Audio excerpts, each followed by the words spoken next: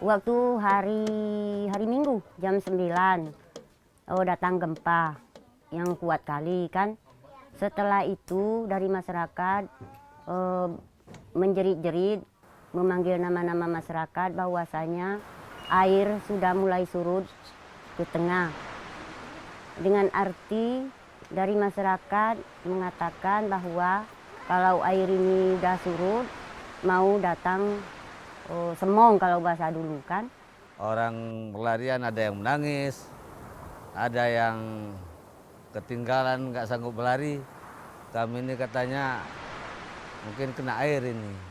Nah, lantaran kebanyakan kan ada orang tua yang sempat dinaikkan ke Honda untuk melarikan diri kan. Itu roi meken diguncang mali. Ale umengge siap biasa adik ya ale umay na ayang ong nyaga kumodong sama ale umengge di uya main awayang uya hanayang uya mitare na umami ang umi jago te iye mak wada iye main nak kakau artinya melahirkan bagian merah badai gong meria.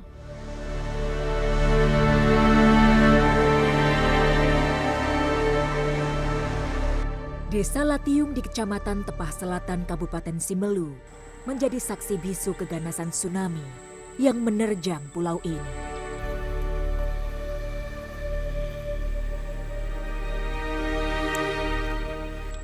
Sesaat setelah gempa yang memorak-porandakan bangunan, warga melihat air laut yang seketika surut dan suara gemuruh air di kejauhan. Melihat gejala ini, warga bergegas lari ke bukit dan hutan karena inilah tanda-tanda kedatangan Smong atau tsunami. Letak Kepulauan Simelu yang berada di persimpangan tiga palung laut besar dunia, yaitu lempeng Asia, Australia, dan Samudra Hindia, menjadikan wilayah ini rawan gempa.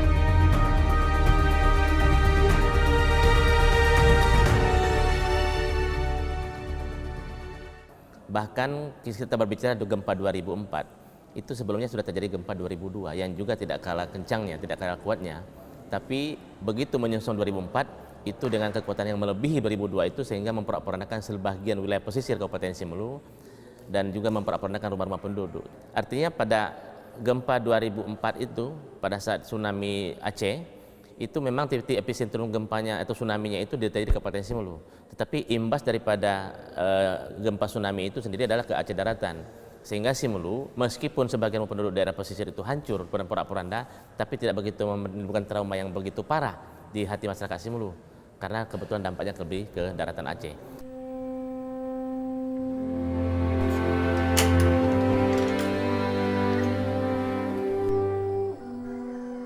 Keganasan gempa dan tsunami menjadi memori kelam yang masih terngiang dalam ingatan Rukiah.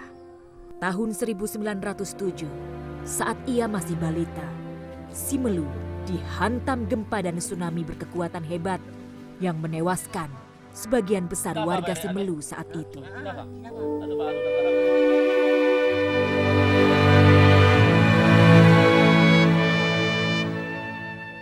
Nggak ada tahu. Orang tuh dia hari Jumat, banyak orang tuh masuk Jumat kan. Nah, hari Jumat tuh itu dia datang tsunami tuh. Besar kali, banyak orang yang meninggal. Dia orang tuh yang umpamanya lari dia ke dekat sungai tuh, menengok yang air naik. Heran dia, nggak ada tahu dia semong. Itu banyak orang tuh meninggal. Goyang dia rata-rata tanah tuh. Nggak bisa kita lari. Marali. Inang masaya angamai sesewan tengah bengi kumodong bak dotan. Inang masaya angamai sesewan tengah bengi kumodong bak dotan maniti fatang malewat luan.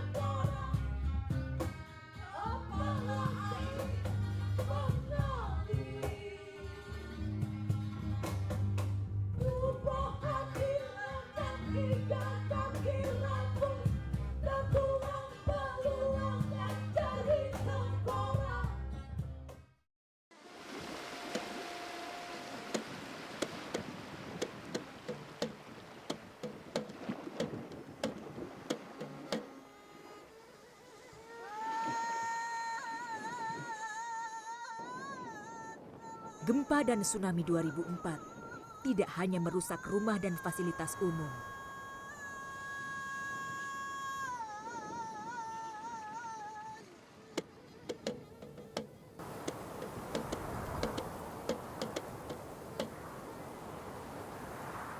Sebanyak 6 orang warga Simelu menjadi syuhada.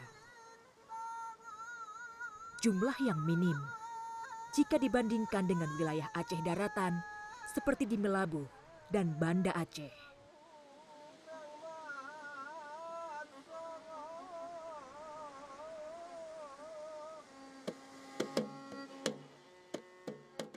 Sebuah syair yang melekat pada ingatan warga Simelu menjadi penyelamat kala itu.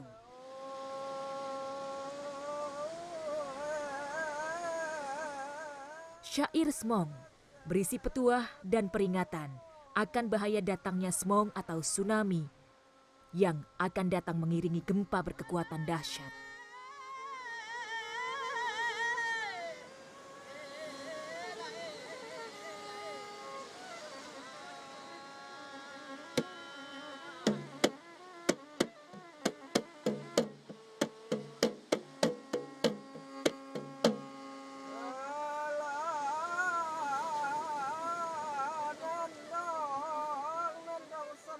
Angali nonne mali oe surui sahuli mahea mihawali panome senga tenggi ede semong kahane turiang dane nekta miredem teherere pesan nafida.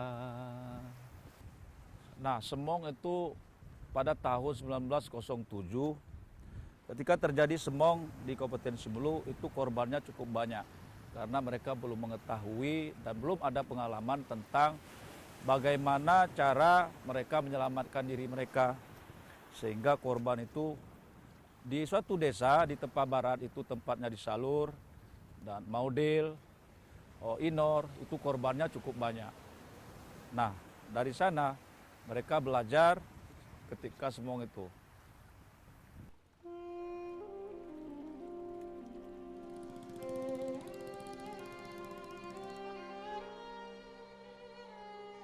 Syair Semong merupakan bagian dari tradisi lisan Nandong yang hidup di masyarakat Simelu. Seni tutur ini telah mendarah daging bagi masyarakat Simelu.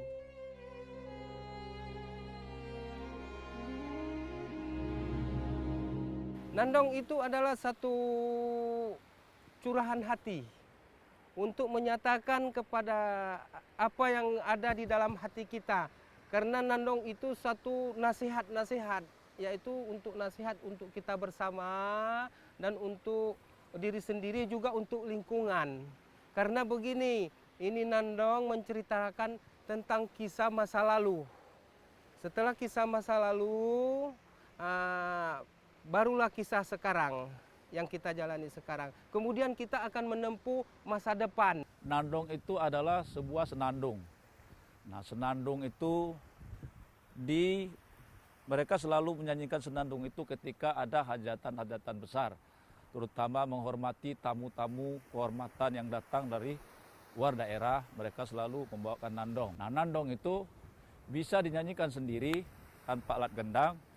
Itu bisa dipakai nandong ketika mereka beraktivitas seperti melaut, kemudian turun ke sawah, kemudian manjat cengkeh, dan kemudian ketika mereka melakukan kegiatan-kegiatan yang sifatnya kegiatan di kampung lah, mereka selalu nandong.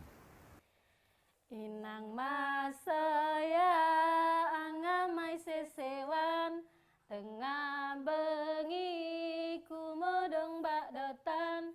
Nang masaya angamai sesewan tengah bengi kumodong bak dotan maniti fata. Eka dan Erma bersenandung nandong yang berisi syair tentang kampung mereka, Latiung Baru.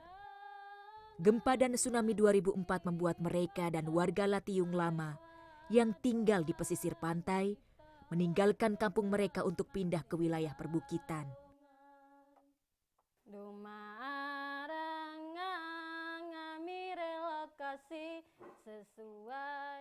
Melalui nandong, warga Simelu meneruskan kisah berharga untuk menjadi nasihat dan pelajaran kepada generasi berikutnya. Sesuai jen Bapak Bupati.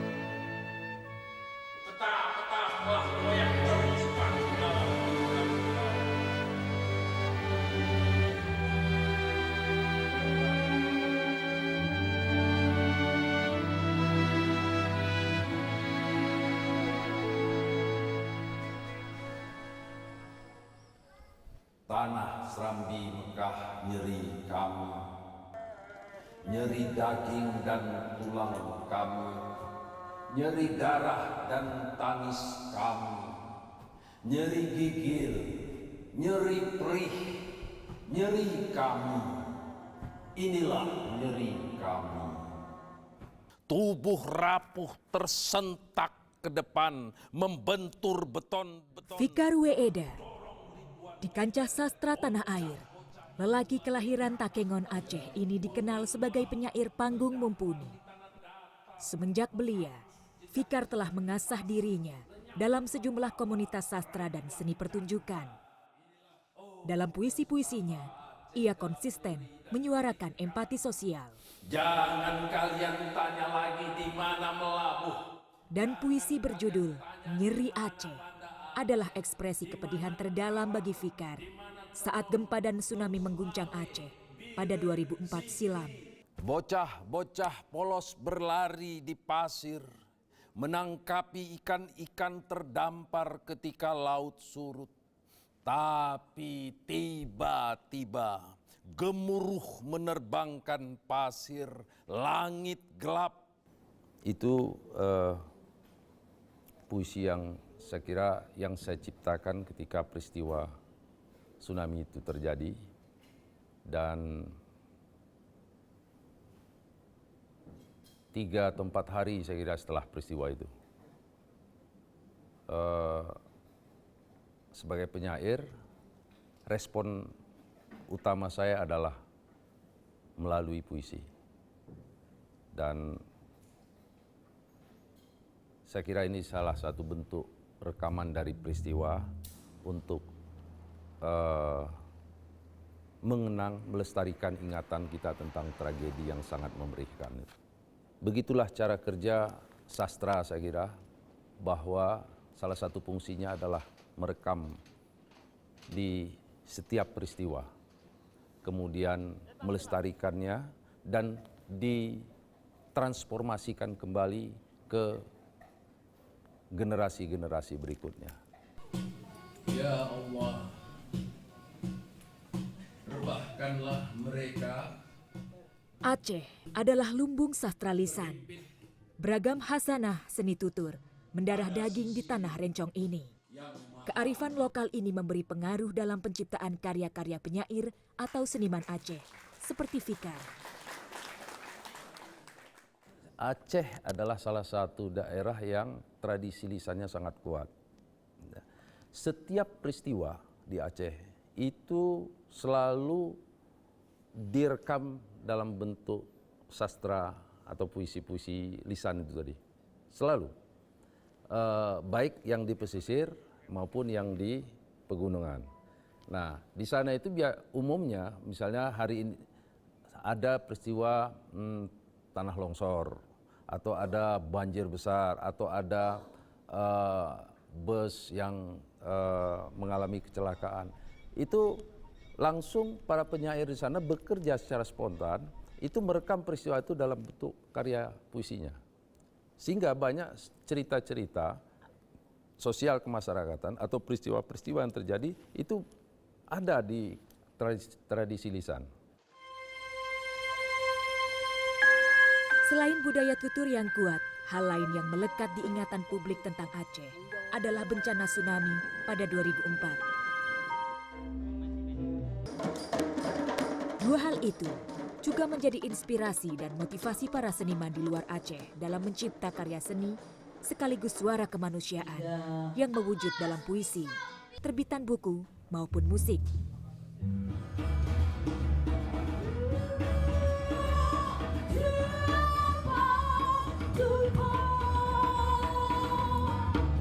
Sanggar Matahari misalnya, kelompok musikalisasi puisi yang berbasis di Condet, Jakarta Timur ini, getol mengubah lagu dengan lirik-lirik bertema duka tragedi tsunami.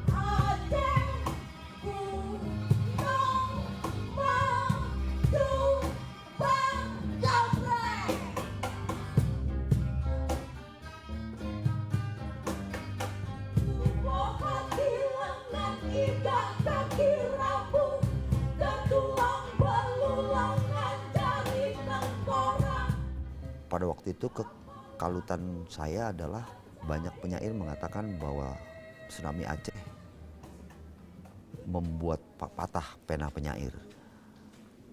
Jadi seperti sudah tidak ada lagi yang bisa dikatakan yang bisa menandingi tsunami itu sendiri gitu. Itu yang galau saya coba ini, dan akhirnya saya berpikir untuk meramu kata-kata secara bukan lagi kata-kata gitu.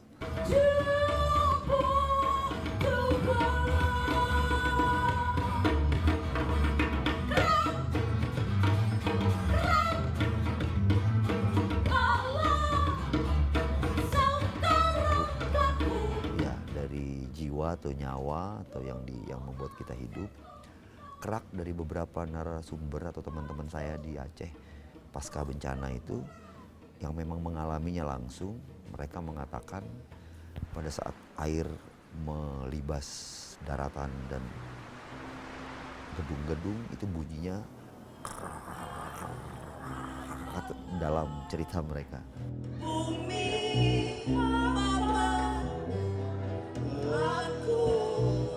26 Desember 2004 menjadi memori kelam bagi warga Aceh. Setiap tahunnya, hari ini diperingati untuk mengenang tragedi yang menewaskan ribuan jiwa. Setiap tahun bagi kami semua yang bukan orang Aceh, peristiwa tsunami itu adalah peristiwa yang luar biasa, maha hebat. Teguran yang bukan semata-mata buat orang Aceh saja, tapi kita semua umat manusia.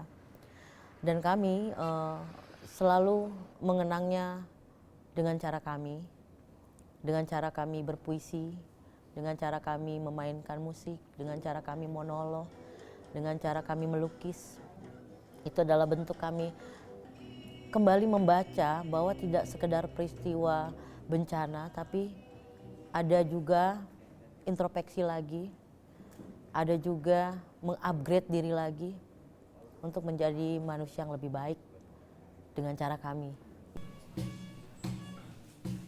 Tragedi gempa dan tsunami yang menimpa Aceh menjadi ruang bagi seniman berkarya atas nama kemanusiaan.